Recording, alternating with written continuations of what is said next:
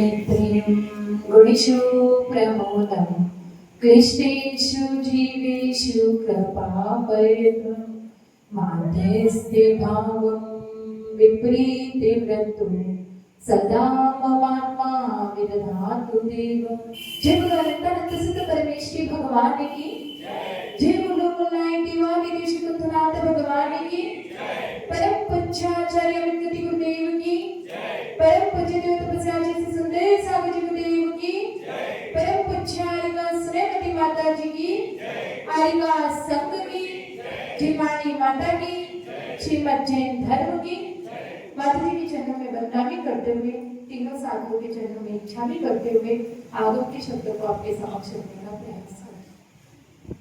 हम देख रहे हैं सामायिक पाठ। कितने श्लोक हो गए? 15। कितने हुए? 15।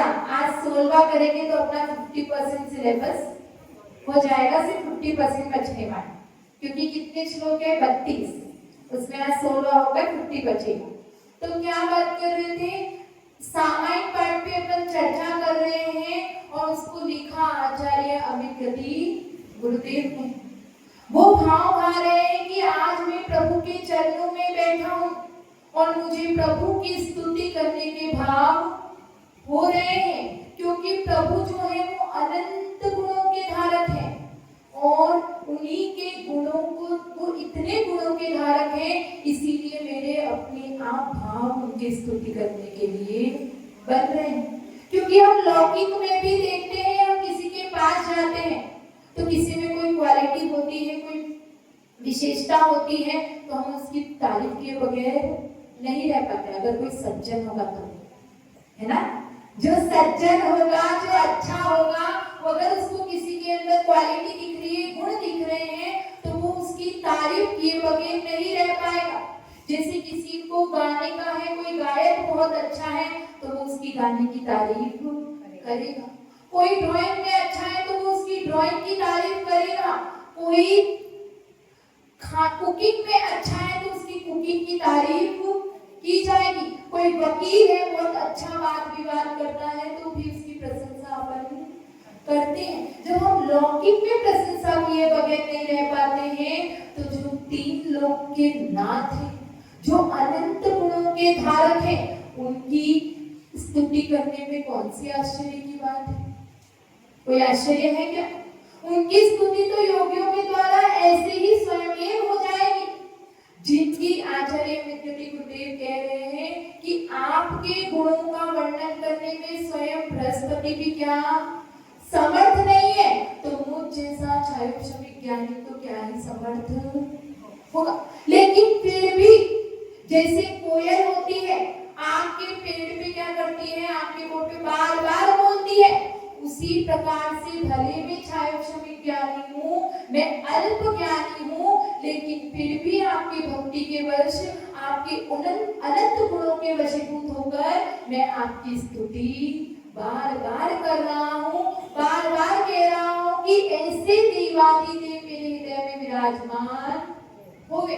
तो आगे के श्लोक में आचार्य विकृति गुरुदेव कौन से गुणों की विशेषता, कौन से गुणों की स्तुति कर रहे हैं, उसको देखते हैं। श्लोक पढ़ते हैं। क्रोधीकृता शेष शरीरे वर्गा रागादयो यस्य न सन्ति दोषा निरिन्द्रयो ज्ञानमयो न पाय सदैव देवो हृदय ममाशा। क्या कह रहे हैं? क्रोधीकृता शेष शरीर वर्गा, जिसके क्रोधी मतलब क्या है? सर्व प्राणियों के मध्य व्याप्त रहने वाला। रागादयो यस्य न सन्ति दोषा, जो रागादि दोष है वो सब क्या है? जीवों के बीच में रहने वाला है। तो ऐसे दोष से हमारे जिनेंद्र भगवान क्या है? रहित है। क्रोधीकृता शेष शरीर वर्गा रागादयो यस्य न सन्ति दोषा निरिन्द्रयो ज्ञानमयो न पाय, जो निरिंद्रिय है, जो ज्ञानमयी है और अपाय अनपाय का मतलब क्या होता है? अविनाशी है। ऐसे वे देवादिदेव मेरे हृदय में विराजमान हो। क्या बताया? जो रागादि आदि दोष है वो उन परमात्मा में नहीं है, वो निरिंद्रिय है, इंद्रियों से रहित है और ज्ञानमय है, ज्ञान के सहित है, ज्ञान से सहित है और अनपाय मतलब अविनाशी है। इसको अच्छे से समझेंगे उसके पहले अच्छी कहानी उसको सुनते हैं। एक दिन क्या हो गया, एक अजीब सी घटना घट गई। एक व्यक्ति की जो वाइफ थी, जो पत्नी थी, वो क्या हो गई? खो गई, गुम गई। अब उसको सब लोग आके पूछ रहे हैं कि क्या हुआ, कैसे खो गई, तुमने ढूंढा क्या, तुम ट्राई करो, कितने दिन बीत गए हैं, तुम कोशिश तो करो। तो वो परेशान हो गया सबके सवालों से कि कहाँ गई, मुझे तो कुछ भी पता नहीं है। तो उसे एक सज्जन व्यक्ति ने क्या बोलते हैं, एक सल्यूशन दिया कि तुम पुलिस स्टेशन में जाओ, वहां पे जाके रिपोर्ट लिखवाओ, ताकि तुम्हारी पुलिस जो है वो ढूंढ देगी तुम्हारी पत्नी को। और अच्छा भी नहीं लगता है कि तुम ऐसे हाथ पे हाथ धरे घर में बैठे हो। वो बोलता है मुझे क्या करना है, गई तो गई, लेकिन फिर भी संसार में रहना है तो उस हिसाब से हमें कार्य तो करना पड़ता है। ये कहानी पुरानी है, जब पत्नियां मिलती थी, अभी तो ढूंढ के पकड़ के खोज के लाएंगे पूरे, लेकिन ये पुरानी कहानी है। तो उसमें क्या होता था, पत्नियां एक गई तो दूसरी मिल जाती थी, क्योंकि लड़कियों की शॉर्टेज नहीं थी। तो उस समय वो यही कह रहा था कि ठीक है, पर अब संसार चलाना है, संसार में रहना है, पड़ोसियों को जवाब देना है, तो ठीक है जाता हूँ। अब वो पुलिस स्टेशन में गया, वहां जाके बैठा और वो कहता है, पुलिस वाला बोलता है कि बोलो क्या बात है? तो कहता है कि मेरी पत्नी खो गई है, उसे ढूंढो। तो वो पुलिस वाला कहता है ठीक है, बताओ उसकी हाइट कितनी होगी? क्या कहते हो साहब, कौन पत्नी की हाइट मापता है? होगी कुछ लगभग मीडियम हाइट की है, ना ज्यादा लंबी ना ज्यादा होगी। अच्छा ठीक है, अच्छा बताओ जब खोई थी तो कौन सी कलर की साड़ी पहनी थी? पता नहीं साहब, मैंने तो देखा ही नहीं। अच्छा चलो कैसी दिखती है? मैं देखता ही नहीं था, क्योंकि क्या था, जब भी वो बोलती थी तो मैं अखबार पढ़ता था या फिर रेडियो सुनने लगता था, तो मुझे थोड़ा अच्छे से पता नहीं है कि उसके नाक नक्शे कैसे। तो वो पुलिस वाला कहता है कि ऐसे कैसे, जब तुमने शादी की होगी तब तो देखा होगा। क्या था कि उस समय वो शर्मा रही थी, तो उसकी क्या थी, नजर नीचे थी, तो मैं इतना अच्छे से उसको नहीं देख पाया, और उसके बाद में कभी इतना ध्यान से देखा नहीं। अच्छा वह ठीक है, तो अब बताओ कैसे ढूंढूंगा, कैसे ढूंढूं, तुम्हें तो उसके बारे में कुछ भी नहीं पता। तो वो कहता है कि वो अपने साथ में मेरा कुत्ता लेकर गई है। तो फिर वो पुलिस वाले ने कहा कि चलो भाई कुत्ते के बारे में ही बता दे। तो बोलता है कि ठीक है, कुत्ता मोटा था, जबड़ा था, काले रंग का था, और क्या था, उसके गले में रेड कलर की पट्टी बंधी हुई थी। तो सब कुछ जो उसका कलर कौन सा, हाइट कैसी, कौन सी प्रजाति का था, वो सब कुछ उसने क्या किया, कुत्ते के बारे में लिखवा दिया। और जब पत्नी के बारे में पूछा गया तो उसे कुछ भी पता नहीं है। तो वो पुलिस वाले ने कहा कि तू यहाँ से बाहर निकल, और उसे भगा दो। तो इस कहानी से हमें क्या समझ आता है, हमारी भी यही स्थिति है, जो हमारा स्वयं का है उस पे हमारा ध्यान ही नहीं है, हमारी आत्मा, हमारी परमात्मा पे हमारा ध्यान नहीं है। जो बाहर की वस्तु है उसी को जान रहे, उसी से हम परिचित हैं, जैसे वो कुत्ते से परिचित था। तो आचार्य विद्यार्थी गुरुदेव कह रहे हैं कि स्वयं की आत्मा को जानो, स्वयं की परमात्मा के बारे में जानो, क्योंकि अनादिकाल से तुमने कितना जन्म लिया है, कितनी योनियों को प्राप्त किया है, लेकिन तुम सिर्फ उसको ही भोगते, क्योंकि भोगों को तुमने लिया है, तो इन भोगों से तुम परिचित हो, इसमें कोई भी नई बात नहीं है, अनादिकाल से परिचित हो। बात तो वो मुख्य है कि जो राग द्वेष से रहित जो एकत्व है, जो अपना स्वयं का एकत्व, अपना परमात्मा, अपनी आत्मा है, उसको तुम जानो, तो ही तुम्हारा ये भव दुख जो है, संसार का दुख है, वो नष्ट होगा। नहीं तो हमें और वो जो प्राणी है, जो एक इंद्रिय दो इंद्रिय में और हमें फर्क क्या है?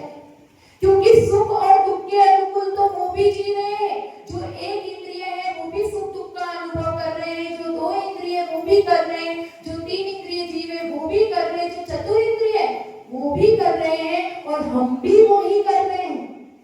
तो उन जीवों में और हमें क्या फर्क? वो तो अज्ञानी है, हमने तो मनुष्य भव को धारण किया है, मनुष्य भव में भी जैन धर्म को पाया है, जैन धर्म में भी हम उत्कृष्ट यहाँ पर आकर मंदिर में बैठ रहे हैं, तो न जाने कितने जैन हैं जो मंदिर भी। तो इतनी हमारी समझ है, हमें हित अहित का ज्ञान है, तो उसका अभी ही सदुपयोग कर लो, नहीं तो तुम में और प्राणियों में कोई भी अंतर रहने वाला। तो उस परमात्मा के बारे में जानो, कैसा है वो परमात्मा, क्योंकि अपनी पत्नी के बारे में ही नहीं पता, अपने परमात्मा के बारे में ही नहीं पता, तो तुम्हारा जीवन क्या है? ये पर्याय पूरी व्यर्थ है, दूसरों के पीछे अपना समय बर्बाद मत करो। तो यहाँ पे पहला वर्ण दे रहे हैं, क्रोधी कृताशीष शरीर वर्गा रागा दयो यस्न संति दोषा। क्रोधी जो सब प्राणियों के बीच में शेष शरीर वर्गा, शरीर से क्या निकलेगा? शरीर मतलब सभी जीवों में, सभी प्राणियों के मध्य में, क्रोधी शेषा मध्य में व्याप्त रहने वाला कौन सा दोष है? राग द्वेष आदि दोष। पिछले श्लोक में हमने समझा था कि जन्म और मरण के बारे में, जन्म और मरण क्या है? ये दोष है, उससे वो भगवान रहित हो गए। तो यहाँ पर राग और द्वेष की चर्चा चल रही है। जो राग और द्वेष है, ये संसार में इसी के कारण हम क्या कर रहे हैं? घूम रहे हैं, इसी की वजह से परिभ्रमण चल रहा है। जहां जहां राग होता है वहां वहां द्वेष होता है। किसी ने पूछा कि वीतरागी किसे कहते हैं? किसे कहते हैं वीतरागी? जिसके राग द्वेष नहीं है उसे क्या कहते हैं? वीतरागी। राग मतलब जो हमारा अनुकूल परिस्थिति होती है तो हमें क्या होता है? राग। और प्रतिकूल परिस्थिति होती है तो क्या होता है? द्वेष। इस राग और द्वेष के चक्कर में ही हमारा संसार का परिभ्रमण चल रहा है। जैसे स्तोत्रिश में आया है, क्या आया है? राग द्वेष निर्णा नेत्राकर्षण कर्मणा अज्ञानासुचिरम जीवो संसार राप्तो भ्रमत्यसे। राग द्वेष द्वयी दीर्घा नेत्राकर्षण कर्मणा अज्ञानासुचिरम राप्तो संसार राप्तो भ्रमत्यसे। मतलब जिस तरीके से वो मथानी होती है, आप लोग मक्खन निकालते हैं ना, तो वो मथानी को अपन क्या करते हैं? एक रस्सी लगाते हैं, उसका एक छोर इधर पकड़ा और एक छोर इधर पकड़ा और उसे घुमाते रहते हैं। वो मथानी को जैसे जैसे करते हैं वो उसी के अंदर क्या करती है? उस घड़े में घूमती रहती है। उसी प्रकार से वो रस्सी तो क्या है? राग और द्वेष। एक हाथ में एक छोर जो है राग का, एक छोर है जो द्वेष का। उस राग द्वेष की वजह से ही हम भी संसार के परिभ्रमण कर रहे हैं, संसार में चक्कर काट रहे हैं, क्योंकि जहां जहां राग होता है वहां वहां द्वेष तो निश्चय रूप से होता है। अब किसी ने पूछा कि अपन वीतरागी तो कहते हैं, वीतद्वेषी क्यों नहीं कहते? वीतरागी कहते हैं कि भगवान वीतरागी है, तो वीतद्वेषी भी तो है। क्या भगवान द्वेष से सहित है क्या? भगवान को हम इसीलिए वीतद्वेषी ऋषि अलग से नहीं कहते हैं। जैसे एक कॉइन है, उसमें हेड और टेल रहता है। कोई भी कॉइन ऐसा है जो हेड और टेल के बिना हो, किसी दोनों तरफ टेल हो या दोनों तरफ हेड हो। तो उसी प्रकार से जैसे दोनों एक सिक्के में रहते हैं, एक सिक्के के दो पहलू होते हैं, वैसे ही अगर हमने वीतरागी कह दिया तो वो वीत द्वेषी अपने आप ऑटोमेटिकली उसमें आ गए। तो ये राग को छोड़ना बहुत मुश्किल है। जितनी आसानी से हम राग की बात करते हैं ना, उतना मुश्किल उसको छोड़ना है।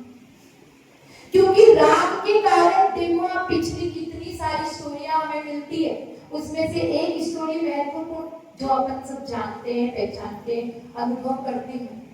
एक कहानी वो है कि राग के कारण, एक राग दशरथ ने किया था कैकेयी से, तो क्या हुआ, उसे वचन दे बैठे।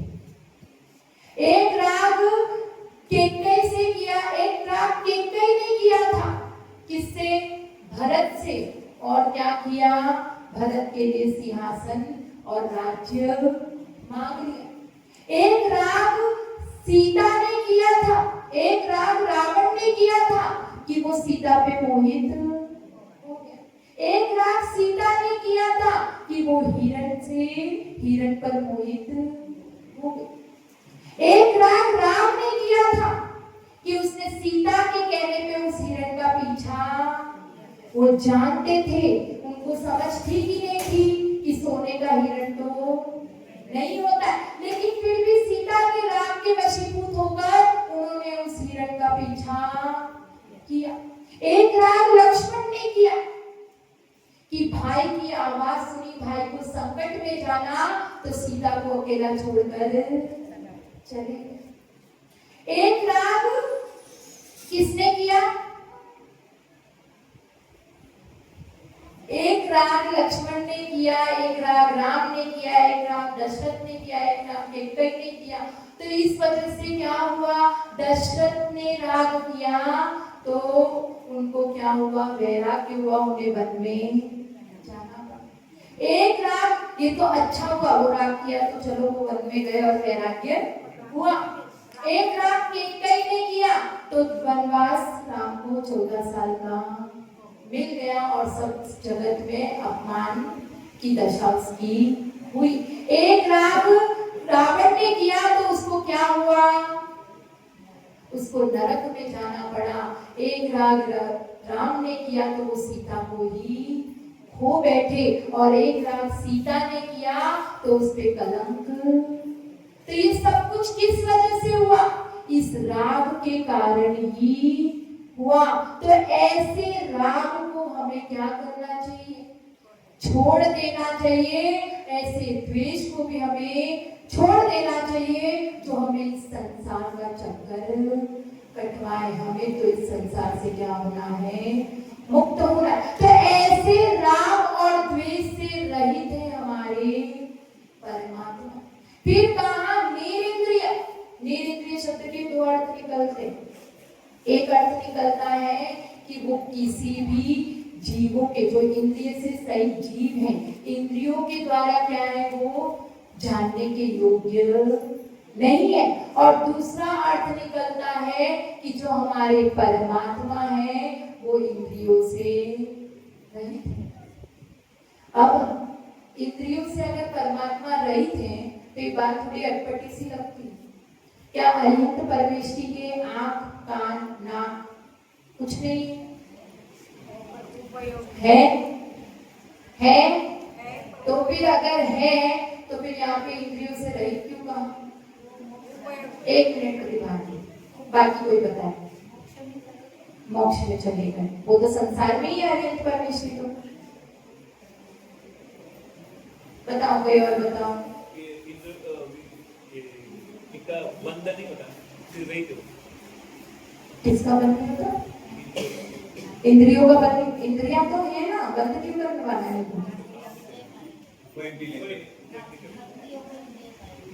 देखो, जो प्रतिभा आंटी ने कहा उपयोग से रहित है, मतलब क्या, द्रव्य इंद्रियां तो है, लेकिन उन इंद्रियों को जो चलाने वाली भाव इंद्रियां है वो वहां पर नहीं है। जो इंद्रियां अपनी डिमांड करती है, रसना इंद्रिय बोलती है कि हमें अच्छा अच्छा खाना है, ठंडा खाना है, गर्म खाना है।